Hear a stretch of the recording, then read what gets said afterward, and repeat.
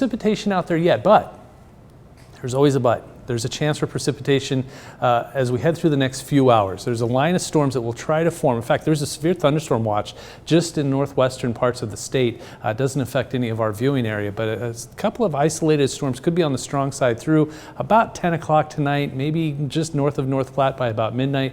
Then that'll be it. A very quiet start to the day by early Wednesday morning. So because of that threat, a level 1 marginal risk from about Valentine, just west of O'Neill, North Platte, just west of McCook through tonight. Then tomorrow morning by about 10 a.m., a few scattered storms possible in central Nebraska, north central and south central Nebraska.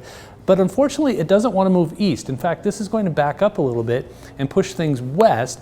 Isolated strong to severe storms going to happen. I'm kind of going to stand in front of Lincoln and Grand Island. Not much going to be happening in eastern Nebraska, but strong storms in the Panhandle. These are all going to dive south and basically miss all of central and eastern Nebraska as we head through Wednesday night into Thursday morning. And then once they start to move east, they run into some dry, very, very, very stable air.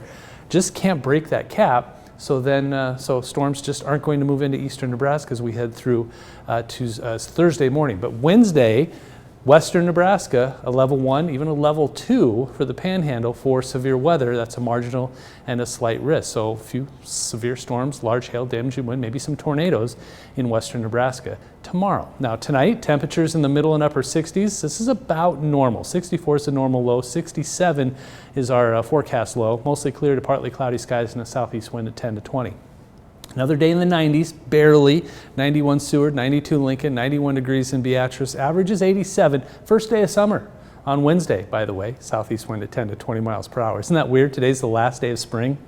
It doesn't really feel like it, especially with all these 90s we're going to have over the next 10 days. We're looking at 90s, the lower and middle 90s for the next 10 days, which if that happens, will likely be around 19 days out of June that would see temperatures in the 90s. Small chance for storms on Friday, decent chance on Saturday. Looking at possibly a severe weather risk on Saturday. That's something we will be tracking very, very closely. That is a hot stretch of forecast right there. Feels like August out there, doesn't it? It does. And based on the grass and the dryness, it feels like August. Yeah, geez.